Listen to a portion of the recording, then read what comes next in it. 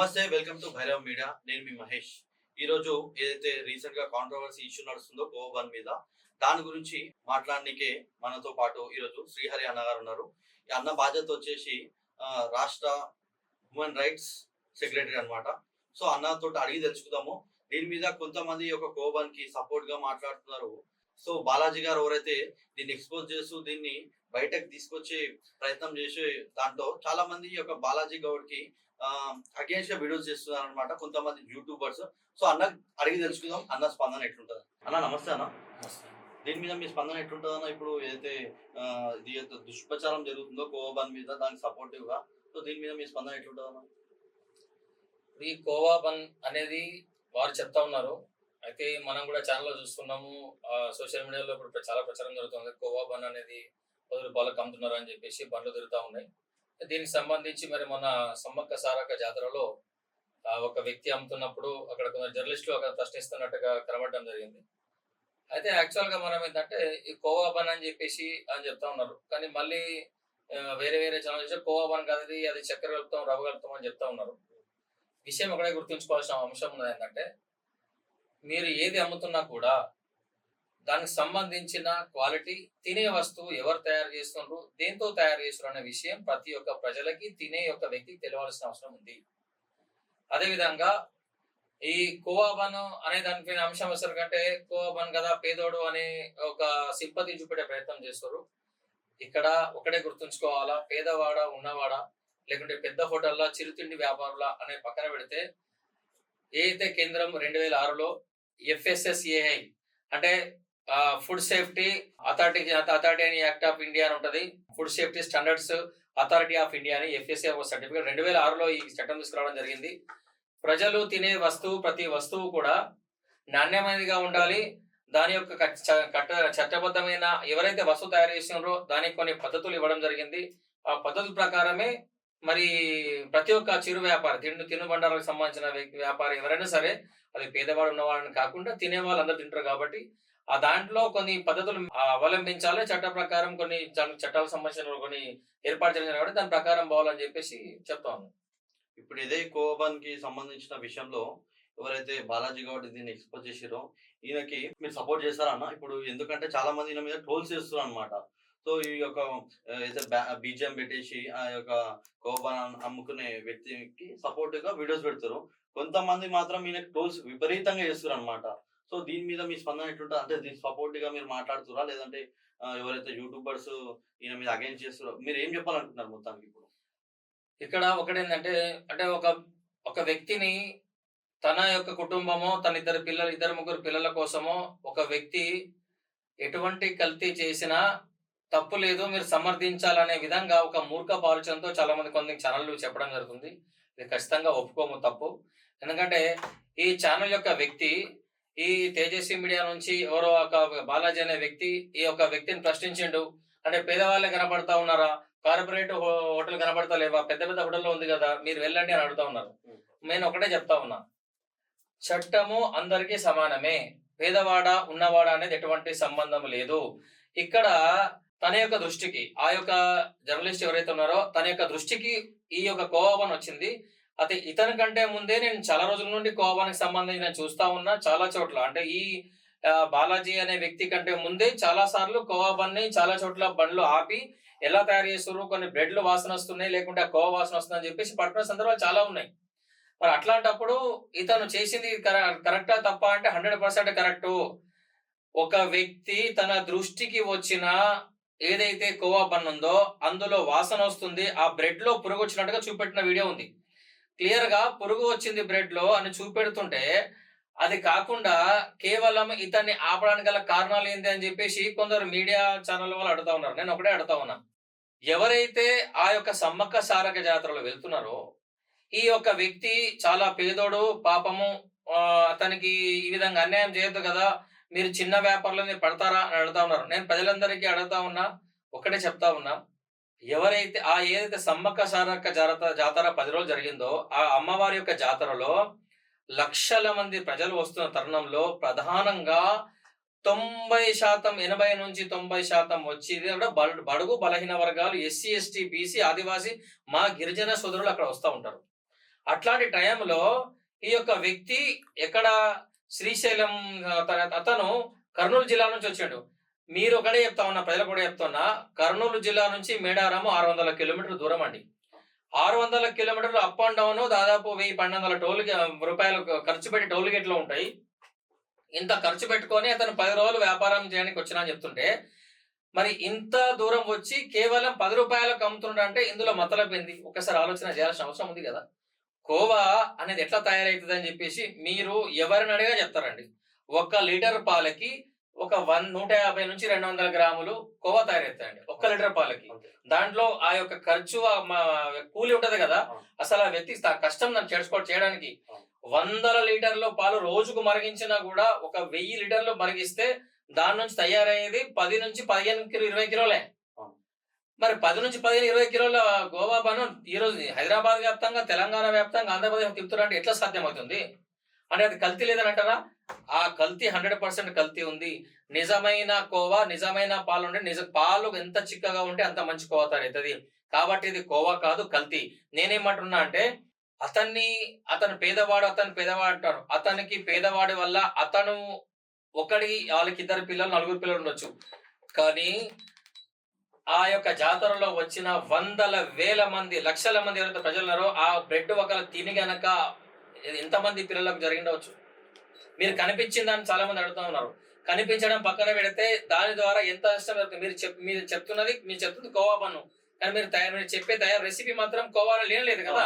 అయితే ఇంకో విషయం అన్న, అదే మీరు చెప్తున్నట్టు ఇందులో ఏమేమి యాడ్ చేస్తారు అని అంటే, వాళ్ళు ఏం చెప్తారు, అసలు యాడ్ చేయాల్సింది ఏమింది? పాలు, చక్కెర. కానీ వాళ్ళు ఏమి యాడ్ చేస్తారు, దీంట్లో రవ్వ కూడా యాడ్ చేస్తారు. మరి రవ్వ బన్ అని చెప్పి పెట్టేసుకుంటే అయిపోతుంది కదా. అయితే ఇప్పుడు FSSAI food safety authority of India చెప్పిన దాని ప్రకారం మీరు తయారు చేస్తున్న వస్తువు ఖచ్చితంగా మీరు చెప్పాల్సిందే. ఈ రోజు ఒక చిన్న విషయం ఏంటంటే, మీరు అక్కడ పోలీసులకు చెప్పే ప్రయత్నం చేసిండ్రా? మనం చాలా వీడియోలు చూసినాం, పోలీసులు ఆపే ప్రయత్నం చేశారు. అక్కడ ఆ యొక్క రిపోర్టర్ 100 కాల్ చేసి చెప్పే ప్రయత్నం చేయడం జరిగింది. ఒకవేళ ఫుడ్ సేఫ్టీ అథారిటీ లోకల్ కనుక అక్కడ ఫుడ్ సేఫ్టీ అధికారులు ఉంటే మాత్రం ఖచ్చితంగా సీజ్ చేయాల్సిన అవసరమే.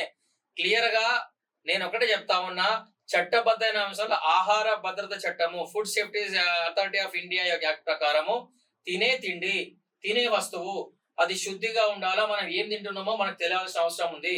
మనకు తెలియకుండా మిషి వేరిసింట్ అనేది మనకి ఎట్లా తెలుస్తుంది? అంటే ఫుడ్ యొక్క సెక్యూరిటీ అడగాల్సిన అవసరం లేదా, సేఫ్టీ అడగాల్సిన అవసరం లేదా? ఇక్కడ క్లియర్ గా అక్కడ వచ్చే వాళ్ళందరూ పేదవాళ్ళే. వాడొక్కడే పేదవాడు. అక్కడ పిల్లలందరూ కోట్ల రూపాయల ఆస్తి సమ్మక్క సారకు ఎవరు వెళ్తారండి?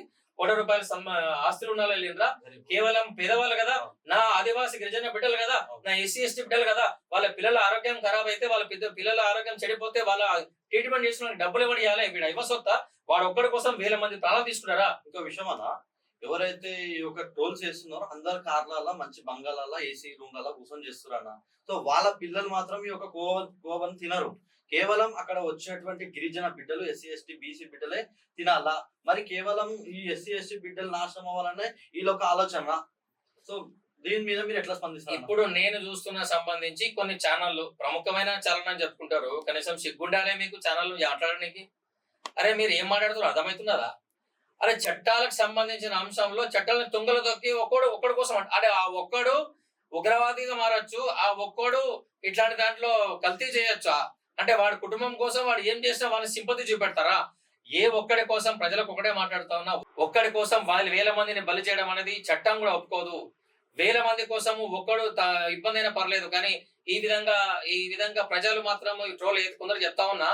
ముందు వస్తువులు చట్టాల గురించి తెలుసుకోండి. వీళ్ళందరూ మనకు ఈ సోషల్ మీడియా అందుబాటులో ఉంది కదండి. మరి సోషల్ మీడియా అందుబాటులో ఉన్నప్పుడు ఈ ట్రోల్ చేస్తే మనకు తెలియదు. ఒకసారి మీ చట్టాలు చెక్ చేయండి. నిజంగా మరి ఆహార భద్రత చట్టం ఉందా? వాస్తవం చెప్తున్నా, ఒకటే మాట్లాడుతున్నా. మీరు ఎవరినైతే పాపం అయ్యో పాప అంటున్నారు కదా, నేను ఒకటే చెప్తున్నా, అతను 1200 కిలోమీటర్ ప్రయాణం చేసిన వ్యక్తి. అంటే ఒక ఆంధ్రప్రదేశ్ నుంచి తెలంగాణకు వచ్చిండు. 1200 కిలోమీటర్ ప్రయాణం చేసి తన వెహికల్ అయ్యే ఖర్చు ఎంత, తనకు రానుపోయిన ఖర్చు ఎంత, 10 రోజులు ఉంటే అయ్యే ఖర్చు ఎంత, తాను కోవా తయారు చేసేది ఎంత అంటే, నేను మళ్ళీ చెప్తా ఉన్నా, కోవా నేను చాలా మంది దీని తర్వాత అడగడం జరిగింది. అక్కడ స్వీట్ షాప్ లో అందరికి, స్వీట్ షాప్ లో పోతే 800-1000 రూపాయలు కిలో అమ్ముతున్నారు, 600 రూపాయలు కిలో అమ్ముతా ఉన్నారు. ఇదే జర్నలిస్టులు ఏమంటారు అంటే, కొంతమంది యూట్యూబర్స్ రూపంలో ఉన్న జర్నలిస్టులు అతనికి డైలీ అంతా కష్టపడితే 500-1000 రూపాయలు వస్తుంది అంటారు.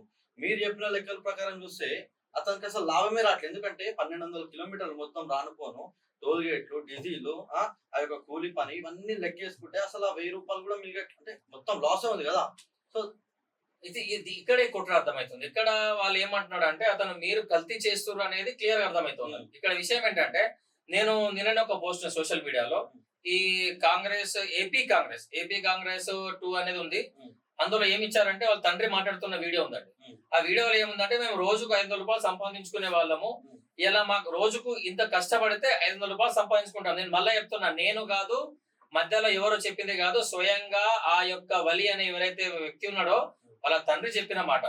అతను ఏమంటున్నాడు, మేము రోజుకు 500 రూపాయలు సంపాదించుకుంటాం అంటున్నాడు. మీరు చెప్పండి 10 రోజుల ఆయన చెప్పిన వాళ్ళ తండ్రి చెప్పిన దాని ప్రకారమే మీరు నేను లెక్కలు వేయడం పక్కన పెట్టద్దాం. ఆ యొక్క వీడియోలో ఆ తండ్రి గారు చెప్పిందంటే రోజుకు ఒక 500 రూపాయలు సంపాదించుకుంటాను, లేదా నేను కొంచెం పండుగ 1000 రూపాయలు సంపాదించుకుంటాను అనుకోండి. రోజుకు 1000 రూపాయలు సంపాదించుకున్న 10,000 రూపాయల కోసము 10,000 రూపాయలు ఖర్చు పెట్టుకొని ఎవడైనా మేడం జాతరకు వస్తాడా? వస్తుండంటే వాడు అమ్మేది ఖచ్చితంగా ఒరిజినల్ కాదు, కల్తీ అని అర్థమైంది కదా. మరి కల్తీ అని తెలుస్తున్నప్పుడు అది కల్తీ అని పట్టుకున్నాడు, అది ఒకటి. రెండవది ఎక్స్పైరీ డేట్ ఉండాల్సిన, మళ్ళీ చెప్తున్నా, food safety of India authority of India ఆహార భద్రతా హక్కు చట్టం ప్రకారం నేను తినే తిండి నేను స్వచ్ఛమైంది ఉండాలా, అది నా హక్కు, సామాన్యుడిగా నా హక్కు. నేను తినే తిండి కల్తీ అయినప్పుడు వాడి మీద కేసు పెట్టే అవకాశం ఉంటది. కాబట్టి అతనికి ఎక్స్పైరీ డేట్ లేకుండా అమ్మినందుకు అతని పైన చర్యలు తీసుకోవాలి. అనుమతులు, ఎటువంటి ఆహార భద్రత నియమాలు పాలన లేదు, ఎటువంటి లైసెన్స్ లేదు. కాబట్టి అతని పైన ఆ విధంగా ఆ వ్యక్తి పైన కేసు పెట్టాలి. ఆహారం కల్తీ చేసిండు, ఆ విధంగా అతని పైన కేసు పెట్టాలి. ప్రజలను మోసం చేసిండు, ఆ విధంగా పెట్టాలి. విషయం చెప్తానండి, ఎప్పుడైతే వితౌట్ లైసెన్స్ కనుక ఆహారం అమ్మితే చట్ట ప్రకారం కనుక అతను దొరికితే దాదాపు 6 నెలల నుండి 3 సంవత్సరాల దాకా జైలు శిక్ష ఉంటది.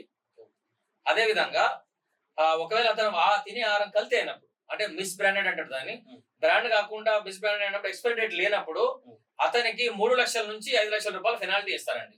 మరి ఆ జర్నలిస్ట్ ఆ పని చేయలే కదా, పెనాల్టీ వేయించలే కదా. అయితే ఫుడ్ సేఫ్టీకి సంబంధించిన ఎవరైతే సంస్థ ఉన్నారో వాళ్ళు ఫెయిల్యూర్ అని చెప్పేసి అనుకోవచ్చు. ఖచ్చితంగా ఫెయిల్ అవుతున్నారు ఇందులో. ఇక్కడ మా తెలంగాణ రాష్ట్రంలో ఇప్పుడున్న ప్రస్తుత ముఖ్యమంత్రి గారు రేవంత్ రెడ్డి గారు వచ్చిన తర్వాత కల్తీకి సంబంధించి ఊరుకోమని చెప్తా ఉన్నారు. నేను ఒక చిన్న విషయం చెప్తానండి. మేనకా గాంధీ గారు ఒక రీసెర్చ్ చేశారు. భారతదేశ వ్యాప్తంగా ఉత్పత్తి అయ్యే పాలు ఎన్ని, తద్వారా వచ్చే నెయ్యి ఎంత, అంటే సమాన స్థాయిలో వస్తుంది నెయ్యి. అంటే మీరు ఒకసారి గమనించాలి, ఎంతో కానీ చిరికితే 10 లీటర్ల పాలు తింటే కానీ 1 కిలో నెయ్యి వెళ్ళదు. మరి అంత 10,000 లీటర్ల పాలు వస్తే 1000 కిలోల నెయ్యి వస్తుందంటే ఇది ఖచ్చితంగా కల్తీ కదా. దానికి సంబంధించి తీసినప్పుడు ఆ మేనకా గాంధీ గారు చెప్పినంటే చాలా చోట్ల జంతు యొక్క కొవ్వు నుంచి నూనె, పామాయిలు, కొన్ని జపానీస్ సంబంధించిన డ్రాప్స్ వేసి దాన్ని నెయ్యిగా అమ్ముతారు అనేది మనకి చాలా చోట్ల మనం బయట చూసినాం కదా. కాబట్టి ఇటువంటి కల్తీ జరుగుతున్నది. ఇప్పుడు పెద్ద చోట పట్టలేదా అంటే మేమేమంటున్నామంటే, ఈ యొక్క రిపోర్టర్ తన స్థాయిలో ఆ యొక్క SC ST బిడ్డలు, ఆదివాసీ గిరిజనులు వచ్చిన ప్రాంతంలో వాళ్ళ యొక్క శక్తి మేర కొనేది వాళ్ళే. ఆ పిల్లలకి రేపన జరిగితే ఆరోగ్యం చెడిపోతే వాళ్ళు చూపెట్టుకోవడానికి డబ్బులు ఎక్కడికి వస్తాయి. మరి వాళ్ళ జీవితాలు ఆలోచించారా? వాళ్ళ పిల్లల భవిష్యత్తు అవసరం లేదా?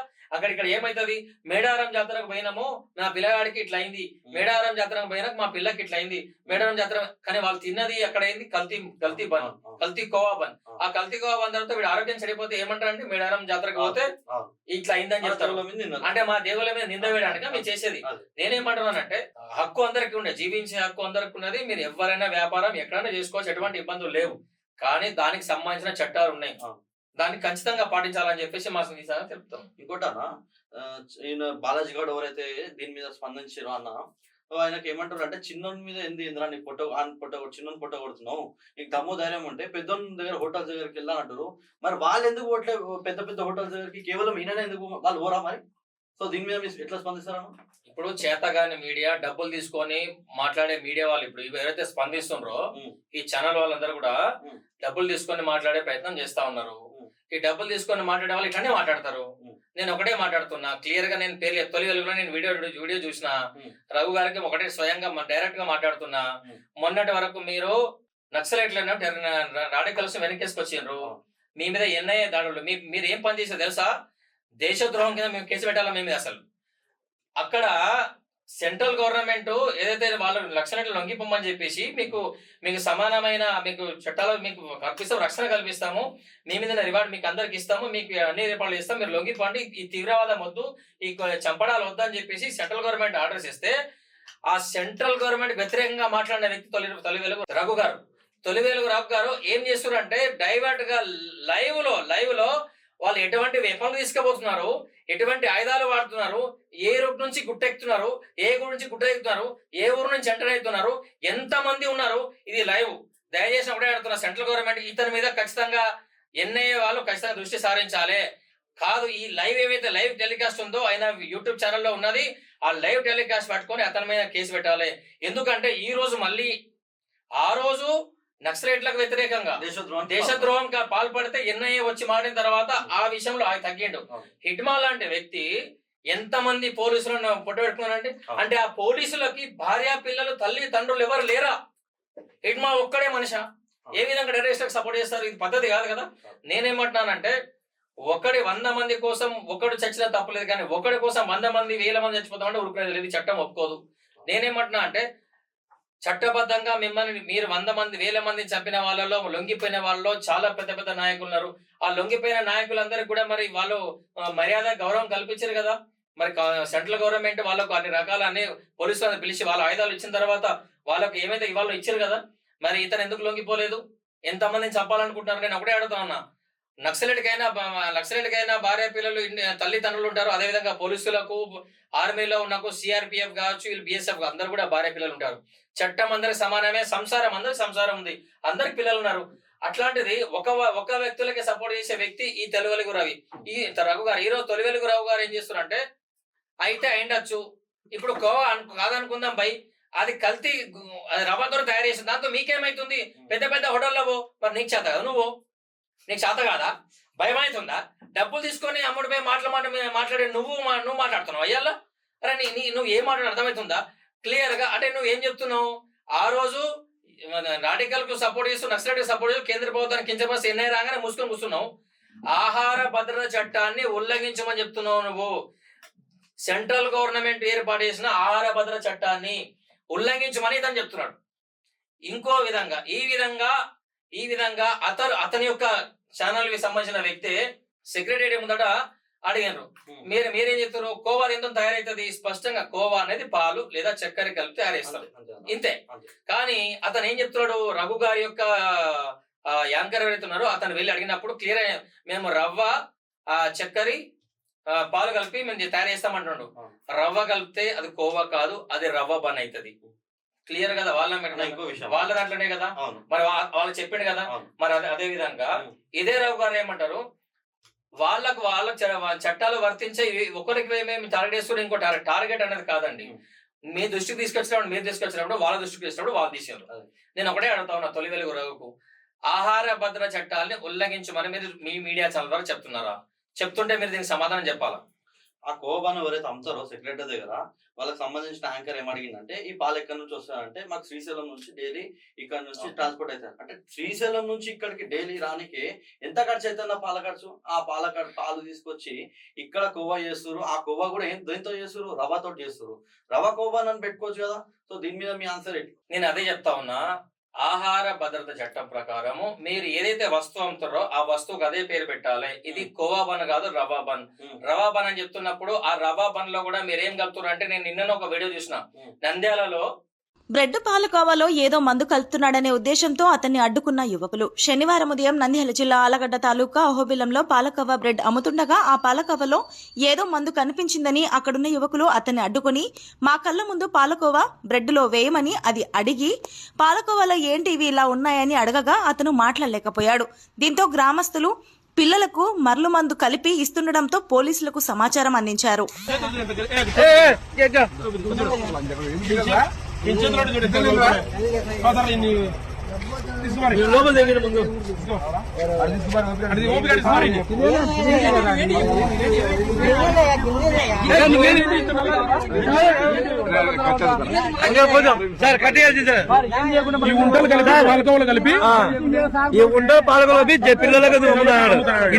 పడుతున్నప్పుడు అక్కడ ఆ కోవాలు నల్లగా ఏదో కలిపినట్టు కనబడతా ఉన్నది. అక్కడ యువకులు నంద్యాల, మీరు ఈ యొక్క ఆంధ్రాలోనే చెప్తున్న నంద్యాలలో ఆ వీడియో చాలా మందికి ఇది కూడా చూసిండవచ్చు.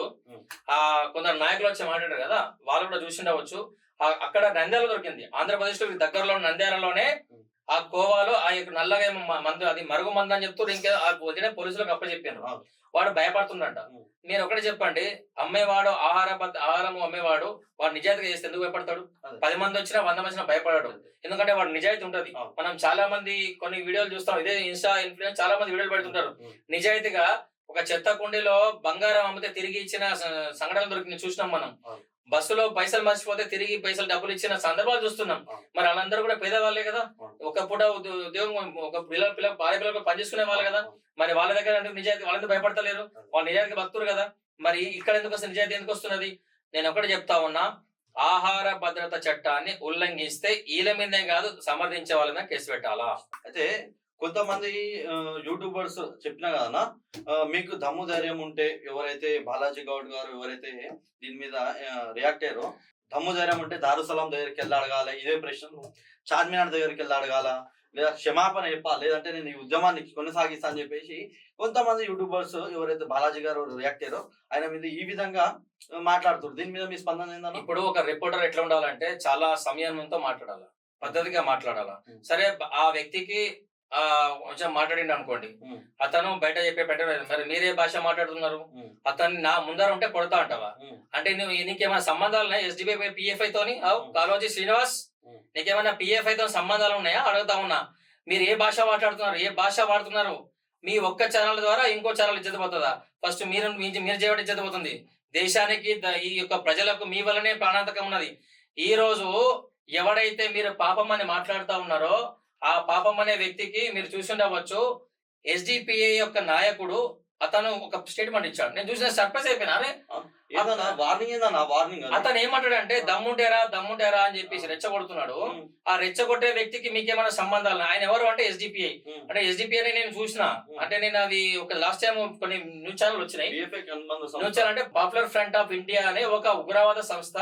అది ప్రధాని మోడీ గారిని చెప్పడానికి ప్రయత్నం చేస్తారని చెప్పేసి అక్టోబర్ 28, 2022లో నిషేధిత సంస్థ అది.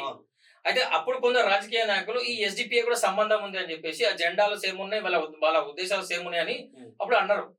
మన వాస్తవానికి ఇప్పుడు ఆ సంబంధాలు పక్కన పెడితే అప్పుడు కొన్ని ఆరోపణలు వచ్చినాయి, మీడియాలో వచ్చినాయి, కొందరు రాజకీయ నాయకులు చేశారు. మరి ఈ యొక్క నాయకుడికి, ఈ యొక్క వ్యక్తికి ఎస్డిపిఐ లాంటి, అంటే ఎస్డిపిఐ ఎవరు అంటే పాపులర్ ఫ్రంట్ ఆఫ్ ఇండియా అనేది దేశ వ్యతిరేక ఉపా చట్టం కింద ఉన్నది. అన్లాఫుల్ ప్రివెన్షన్ ఆఫ్ యాక్ట్ అనే చట్టం కింద, ఉపా చట్టం కింద ఒక నిషేధిత సంస్థకు అనుబంధం ఉన్న వ్యక్తి ఉన్నాడంటే, అతని గురించి మాట్లాడుతున్నారంటే అతని బ్యాక్గ్రౌండ్ ఎంత ఉండొచ్చు? మరి ఆ యొక్క ఎస్డిపిఐ ఆ ప్లాట్ఫామ్ ఫ్రంట్ ఆఫ్ ఇండియా సంబంధాలని ఏవైతే వచ్చిందో, వార్తలు వచ్చినాయో, అట్లాంటి ఎస్డిపిఐ నాయకుడు మాట్లాడుతుందంటే అతను ఏం ఆశించి ఇక్కడ వస్తుండ్రు మాకు ఒకటి అర్థం ఆలోచించే అవసరం ఉంది కదా. ఇతను ఏమంటాడు, ఈ యొక్క ఛానల్ వ్యక్తి, నేనుంటే ముందర వచ్చి కొడుతుంటే అంటున్నాం. నేను ఒకటే అడుగుతున్నా, నీకు ఆ యొక్క పిఎఫ్ఐకి ఏమైనా సంబంధాలు ఉన్నాయా, ఎస్డిపిఐకి ఏమైనా సంబంధాలు ఉన్నాయా? మరి మీరు ఇందులో మాట్లాడాల్సిన అవసరం ఉంది అంటే మీరు మీ యొక్క ఛానల్ ద్వారా ఒకటే చెప్తారు, ప్రజల జీవితాలతో మీరు ఏం చేయాలనుకుంటారు, ప్రజల జీవితాలు ఆడుకోవాలంటున్నారు. మత ఛాందస్సం, మతం ఎందుకంటే నేను ఒకటే అడుగుతా ఉన్నా, అది సమ్మక్క సారక్క జాతర. అక్కడ హిందూ మతం పక్కన పెడితే అందరు హిందువులే వస్తారు. మీరు మీడియా ఛానల్ చెప్తా ఉన్నా, ఎవరైతే మాట్లాడుతూ ఉన్నారో, మా సమ్మక్క సారక్క, మా తల్లి, మా వనదేవత, మా ఆదివాసి గిరిజనులు, మా ఆలే వస్తారు. ఇక్కడ వాళ్ళే వచ్చి అక్కడ పూజలు చేస్తారు. మా హిందువులే అంటాం. మరి అమ్మటోడు అతను ఒక వర్గానికి సంబంధించిన వ్యక్తి కాబట్టి ప్రశ్నించండి, ఇదే పద్ధతి అని చెప్పేసి. మరి ఆ వ్యక్తి ఎక్కడ కూడా వీళ్ళు వేరే వాళ్ళ వర్గాలకు సంబంధించిన కాలనీలో అమ్మరు. హిందూ హాస్టళ్ళు ఇట్లాంటి దగ్గర అమ్ముతారు కాబట్టి అంటున్నారు. ఇప్పుడు హిందువులు ముస్లిం అనే పక్కన పెడితే మీరు తెచ్చిన మతం అనే విషయం వాస్తవంగా ఆయన చెప్పింది కరెక్ట్. ఎందుకంటే అక్కడ సమ్మక్క సారక్క జాతరలో హిందువులే కదా వచ్చేది. మరి హిందువులు వచ్చే దగ్గర హిందువులని అడిగిన అంటారు కదా. మరి అది అందరికి సంబంధించిన అంశం కాదు కదా. అమ్మేవాడేవాడు, తెచ్చేవాడేవాడు, అసలు ఆహార పదార్థం ఏంటిది? నువ్వు కొట్టాలంటే ఒకటే చెప్తా ఉన్నా, ప్రభుత్వాలు ఇలాంటి ఛానళ్లపై, ఈ తొలి వెలుగు మరియు కాళోజీ జీవ అనే ఛానళ్లపై ప్రభుత్వాలు దృష్టి సారించాలి, ఎన్ఐఏ దృష్టి సారించాలి. ఎందుకంటే వీళ్ళు ప్రతిసారి వ్యక్తులను టార్గెట్ చేస్తూ ఎవరైతే అయ్యో పాపం అనే సింపతి తీసుకొచ్చే ప్రయత్నం చేస్తారో నేను 100% నేను ఖండిస్తా ఉన్నాం. నేనేమంటా అంటే, నేను ఒక చట్టబద్ధంగా ఎవడైనా సరే మాట్లాడే హక్కు అందరికి ఉన్నది, కానీ కొడతా తిడతా అంటే చట్టబద్ధంగా మీరు ఎన్ని ఎదుర్కోవాల్సి వస్తుంది. మేము కూడా ఈ ఛానళ్ల పైన మేము కూడా కంప్లైంట్లు ఇస్తాం, మీ పైన దృష్టి సారించాలా. ఎవరైతే దేశానికి మరియు ఈ యొక్క సమాజానికి అన్యాయం చేస్తే ఊరుకునేది లేదు. ఒక్కడి కోసం వేల మంది యొక్క ప్రాణాలతో చెలగాటమాడతామంటే, ఆ ఒక్కడి కోసం వేల మంది యొక్క ఆరోగ్యాన్ని దెబ్బతీసే విధంగా ఏమవుతుందని మాట్లాడితే ఊరుకునేది లేదు. ప్రతి ఒక్క మనిషి జీవించే హక్కు ఉన్నది. ప్రతి ఒక్క మీరు మాట్లాడండి, ఖచ్చితంగా ఆధారాలు లేవా క్లియర్ గా వీడియోలో పురుగులు ఉన్నాయని చెప్తున్నారు కదా, ఎక్స్పైరీ డేట్ లేదని చెప్తున్నారు కదా. ఆహార భద్రత చట్టం ప్రకారం ఎక్స్పైరీ డేట్ లేకపోతే చర్యలు ఉంటాయి. అతను లైసెన్స్ లేకుండా అమ్మితే చర్యలు ఉంటాయి. అతనికి అనుమతి లేకుండా అమ్మితే చర్యలు ఉంటాయి. అట్లా అమ్మితే మీరు చేయడం వల్ల అతని మీద కేసులు పెడితే 10 లక్షల రూపాయలు పెనాల్టీ కట్టాల్సి వస్తుంది. అంటే మీరు ఇప్పుడు ఏం చేస్తారంటే ఆ ఒక్క బండి పెడితే అది కూడా లేకుండా చేసే ప్రయత్నం చేస్తారు మీరు వాళ్ళ ఈ రెచ్చగొట్టే విధానాలు మాట్లాడి. దయచేసి సమాజానికి ఒకటే నేను అందరికి రిక్వెస్ట్ చేస్తా ఉన్నా, ప్రశాంతంగా ఉన్నాం. మనం తినే ఆహారం మళ్ళీ చెప్తున్నా కల్తీ జరుగుతున్న మాట వాస్తవం. దాన్ని ఖచ్చితంగా మన దృష్టికి వచ్చినప్పుడు చెప్పే బాధ్యత ప్రతి ఒక్కరికి ఉన్నది.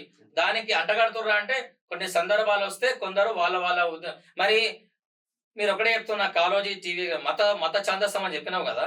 మరి నేను ఒకటే అడుగుతా ఉన్నా, మత ఛాందస్సం అనేది ఇతను అడిగినప్పుడు, ఎందుకంటే హిందువుల పండుగ అది దేవాలయ పరిధిలో హిందువులు వస్తారు కాబట్టి హిందువులు ఇట్లా తినిపిస్తారని అడిగిండు. మరి నువ్వైతే అందరు సెక్యులర్ వాది కదా, బాగా గొప్పగా నాయకుడు కదా నువ్వు. మరి నువ్వెందుకు అతను చూసినావా? ఆయన ఎవరిని టోపీ పెట్టుకొని ఉన్నాడు, ఆయన వెళ్ళి ఎవరైతే వలి ఉన్నాడో టోపీ పెట్టుకొని అక్కడ ముల్లా మౌల్వీలను సన్మానం చేసి మేము కాపాడతామని చెప్తున్నారు. మరి వాడు ఏదైనా వాడుకున్నాడు. ఇక ఎస్డిపి అనేది ఇస్లాం పార్టీ కాబట్టి ఏమైనా ఎవరి కోసం పనిచేస్తూ ఉంటున్నారు మీరు? ఇస్లాం రాజ్య స్థాపన కోసం పనిచేస్తామని చెప్పే పార్టీ ఎస్డిపిఐ పార్టీని మన సెక్యులర్ పార్టీ అది. ఆయన దాని అధ్యక్షుడు ఎవరండి? ఆయన దాని అధ్యక్షుడు ఎవరు? ఎస్డిపిఐ పార్టీ అధ్యక్షుడు మాట్లాడుతుంది ఎవరు? అక్కడ అందరూ వాళ్ళే కదా, వాళ్ళ వర్గానికి సంబంధించిన వాళ్ళే కదా. మరి ఇప్పుడు మతత్వం రెచ్చగొడుతుంది ఎవరు? అంటే ఇక్కడ మతం కార్డు వాడుతుంది ఎవరు? మతం కార్డు జర్నలిస్ట్ వాడలేదు. ఇక్కడ హిందువుల దగ్గర ఇట్లాంటి అమ్మద్దని చెప్పిండు. అప్పుడు మీరేం చెప్పాలి? అట్లా మాట్లాడకుండా మీరు చట్టం గురించి చెప్పండి. ఆహార భద్రత చట్టాలు చూడండి, చదవండి. పెద్ద జర్నలిస్ట్ కదా మీరు, పెద్ద ఛానల్ పెట్టుకొని పెద్ద మాట్లాడుతున్నారు కదా. ప్రజల్ని తప్పుదోవ పట్టిస్తే ఊరుకునేది లేదు. వీళ్ళపైన కూడా మేము చెప్తా ఉన్నాం, మా యొక్క సంఘాల ద్వారా, ప్రజా సంఘాల ద్వారా మేమందరం కూడా వెళ్ళి ఏ విధంగా అయితే ఈ కల్తీ వ్యాపారానికి వత్తాసు పలుకుతున్నారో వాళ్ళపైన చర్యలు తీసుకోవాలని చెప్పేసి మేము ఫుడ్ సేఫ్టీ అధికారులు చెప్తాం. పోలీసు గారి డీజీపీ గారికి కంప్లైంట్ ఇస్తాం. ప్రభుత్వానికి కూడా చర్యలు తీసుకోవాలా. ప్రభుత్వం ఎందుకంటే స్వయంగా సీఎం గారు రేవంత్ రెడ్డి గారే ఈ యొక్క కల్తీ పైన ఉక్కుపాదం అవుతామని చెప్పారు. చాలా చోట్ల కల్తీని అడ్డుకునే ప్రయత్నం చేస్తా ఉన్నారు. ఈ యొక్క ఫుడ్ సేఫ్టీకి సంబంధించి అధికారులు కూడా స్పందించి మీరు ప్రజల ప్రాణాలు కావాల్సిన మాట కాపాడాలని చెప్పి కోరుతా ఉన్నాం. ఇంకో విషయం అన్న, ఫైనల్ గా రీసెంట్ గా వికారాబాద్ లో కూడా టాస్క్ ఫోర్స్ రైడ్ చేసే ఏదైతే కోవన్ యూనిట్స్ లో వందలాది కోవన్ ఏదైతే కిలోలు దొరికిందనమాట. వాళ్ళని అరెస్ట్ కూడా చేసిరనమాట. చంద్రన్ గుట్టకు సంబంధించిన సల్మాన్ అన్న అరెస్ట్ చేసిరన్న. సో ఇక్కడ వాస్తవాలు ఉన్నాయి కాబట్టి ఆయన ప్రశ్నించిండు. సో ఇవన్నీ జరుగుతున్నాయి కాబట్టి ప్రశ్నించుండు. సో ఇవన్నీ తెలియకుండా వీళ్ళందరూ ఏం చేస్తున్నారు? దుష్ప్రచారం చెప్తున్నారు అనమాట. అంటే నేను ఇక్కడ చెప్పేది ఒకటే, నేను అందుకే ఇప్పటిదాకా ఎందుకు మాట్లాడుతున్నా అంటే, ఈ యొక్క మనం ఈ గోవా బంద్ జరిగిన సందర్భంలోనే మళ్ళొకటి చెప్తున్నా మీ ఛానల్ అందరికి, ఈ యొక్క గోవా బంద్ గురించి ఈ యొక్క బాలాజీ కాదు, దీనికంటే ముందే చాలా మంది స్థానికులు, చాలా మంది అక్కడ కొందరు పేరెంట్స్ కూడా కొందరు యువకులు పట్టుకొని దీనికి ఆపిన సందర్భాలు ఉన్నాయి. అందులో ఇతను ఒక మీడియాకి సంబంధించిన వ్యక్తి కాబట్టి, ఒక మీడియాకి సంబంధించిన ప్రచారం చేస్తున్నాడు కాబట్టి ఇతను టార్గెట్ చేయగలిగారు. మరి నంద్యాలలో యువకులు పట్టుకొని అరెస్ట్ పోలీసులకు పట్టించారు కదా, వాళ్ళ గురించి మాట్లాడారా? అంతకుముందు తెలంగాణలో ఒక చోట పట్టుకొని వీళ్ళని పట్టుకొని అక్కడ ఆలోచించారా? అట్లా దాదాపు 7-8 చోట్ల పట్టుకొని పట్టుకోవడం జరిగింది. మరి వాళ్ళ గురించి మాట్లాడలే. అందుకంటే అందరు చాలా మంది బాలాజీ ఛానల్ ఎక్కువ ఫేమస్ ఉంది కాబట్టి మనం వాళ్ళని తిడితే మనం కూడా ఫేమస్ అవుతామని సిగ్గులేని పరిస్థితుల్లో ఉన్నారు. నేనేమంటున్నా అంటే, ఇది జరుగుతూ ఉండగానే వికారాబాద్ తాండూరులో 120 కిలోలతో దొరికిన వ్యక్తి పేరు తెలియదా మీకు? తెలియదా? కళ్ళు ఉన్నాయి కదా, మీరు రిపోర్టర్లు కదా, పెద్ద ఛానల్ పెట్టుకుని ముచ్చటే మాట్లాడుతారు కదా. Vikarabad police station, Tandur police station కనుక్కోండి. ఆడెవడో మీరు నిజంగా మొగోళ్ళు అయితే రిపోర్టర్లు, ఆడు ఎవడో ఏ మతం సంబంధించిన మీరు చెప్పాలి. మరి 120 కిలోలకు దొరికింది ఒకటి కదా. మరి కల్తీ కోవా పని కదా, కోవా కాదు కదా. మరి కల్తీ కోవా ఎట్లా వచ్చింది? మీరు అతను మొగోడే కదా. మీరు ఎంత పెద్ద మొగోళ్ళో మీరు నిరూపించండి. మేమందరం మీ వెంట ఉంటాం.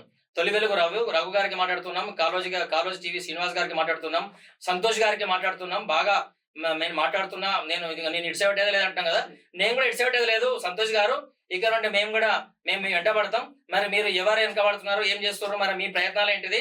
నేను ఒకటే మాట్లాడుతున్నా సంతోష్ గారికి.